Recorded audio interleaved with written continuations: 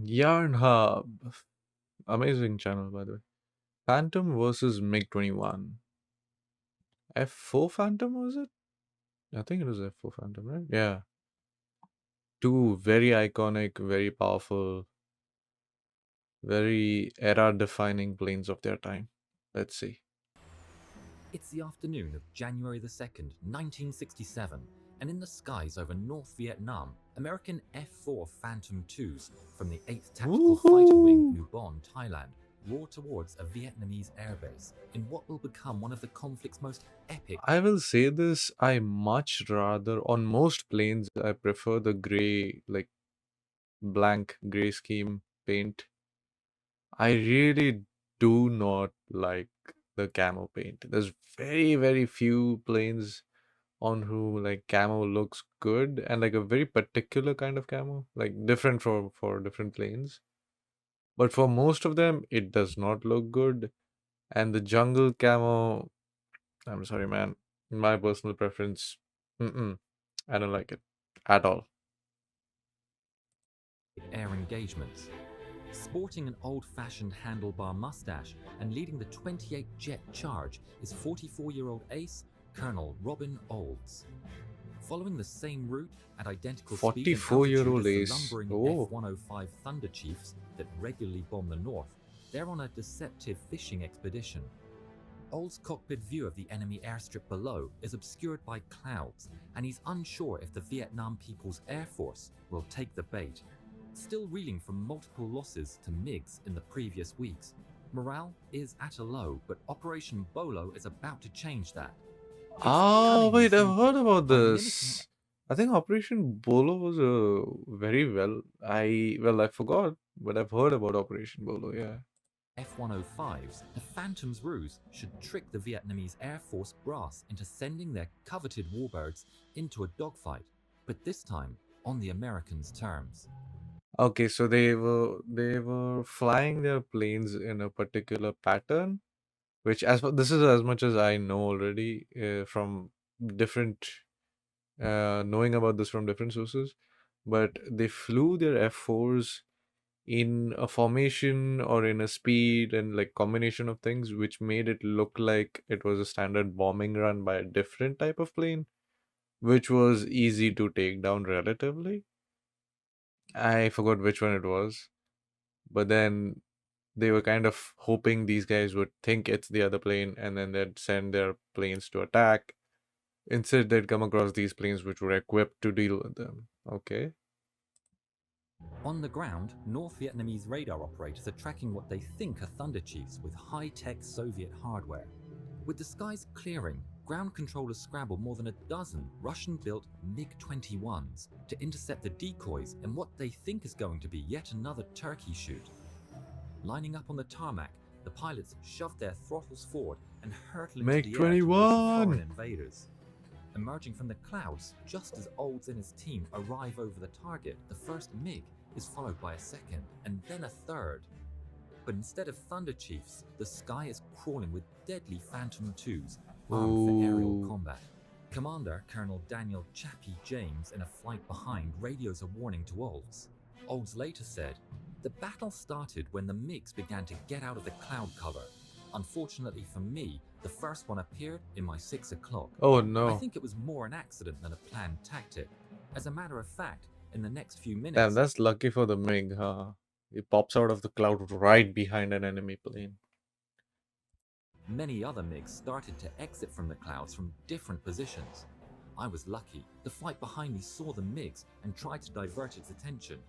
I broke to the left, sharply enough to get away with his line of fire, hoping that my wingman would take care of him. Meanwhile, another MiG came out of the clouds, turning widely about my 11 o'clock. At a Oh. distance of 2,000 yards, he went into the clouds again, and I tried to follow.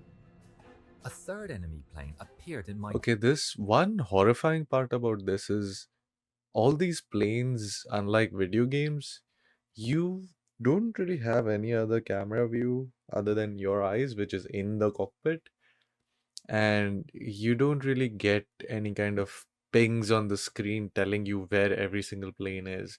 You could just accidentally smash into some plane midair.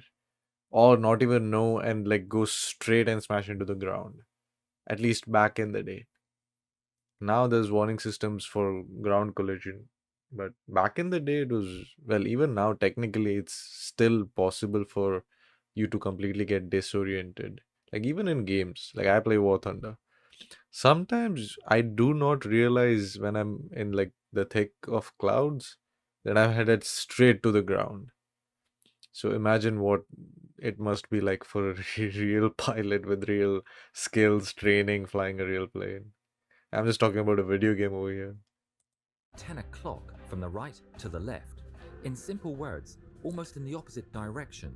The first MiG zoomed away and I engaged the afterburner to get in an attack position against this new enemy.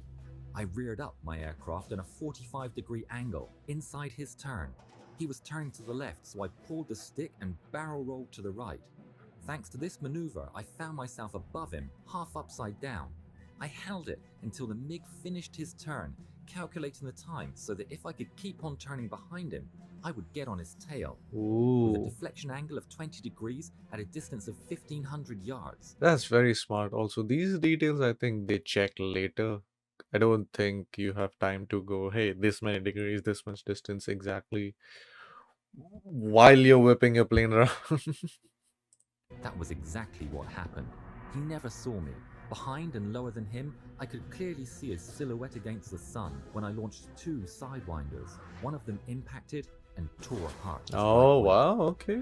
Meanwhile, I'm surprised he was able to get the Sidewinder to go for the plane and not for the sun. Then again, I don't know enough about how good those real life sensors were. I only know about the video game ones. And I do know that early sensors were much worse than modern sensors, where it was easy to fool the sensor basically. If you it's going for your plane's exhaust. You could fool it with flares. I don't know enough if you could fool it with the damn sun. I do know that flying into the sun was a tactic at some point, and I do also know that that does happen in the game War Thunder. I'm not sure how practical it was in real life to do that. Maybe like you could still easily tell the heat difference. The sun wouldn't show up nearly as hot as an exhaust. I don't know. But that's interesting. That's an interesting detail that I was like, huh, okay. Captain Walter S. Radica III spots a circling MiG and takes action. Straining to see through the sight but unable to get a missile lock, he fires anyway. Now, in flight and streaking towards its elusive target, the Sidewinder locks on to the superheated engine exhaust and plows into the MiG's tail, sending it Oh, into an unrecoverable spin. At this point, 3 MiG-21s are down without a single Phantom lost. In the flight behind Olds, Colonel James was also seeing some action. At 15:04, his flight was attacked by 3 MiGs, 2 from the 10 o'clock and 1 from the 6 o'clock. Concentrating on the approaching MiGs head on, he didn't see the one behind. Suddenly, the weapons systems officer behind him warned that they had a bandit on their 6.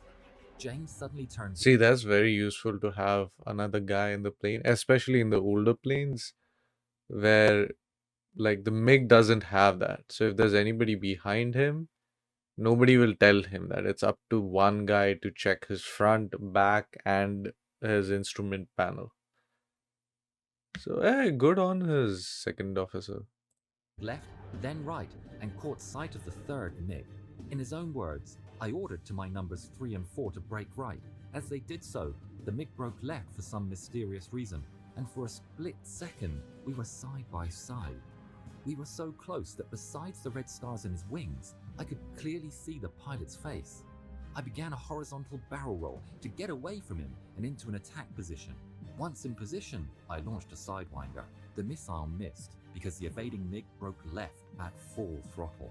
Oh, James orders Raspberry to take the shot and slides in behind him. But the agile single-engine fighter is outturning the F4 until Raspberry's had enough and performs another barrel roll that places him in a perfect position for mere fractions of a second, which he takes advantage of by oh. firing an A9 that slams into the. Okay, that was the only pilot that showed some like skill from the other side. during this engagement, I guess. I believe those were relatively new planes, so pilots may not have had that much training with them. I don't know when this took place relative to when the uh, opposing side inducted MiG 21s into the Air Force. MiG's tail. According to Air Force records, without a loss, the Phantoms score 7 confirmed MiG-21 kills, although officially Vietnam claims it's 5. Later back at Ubon, jubilant ground crews line the taxiways. As each Phantom passes, the pilots Yeah, open their canopies and hold up their fingers, indicating how many kills they scored. let's go. Good shit.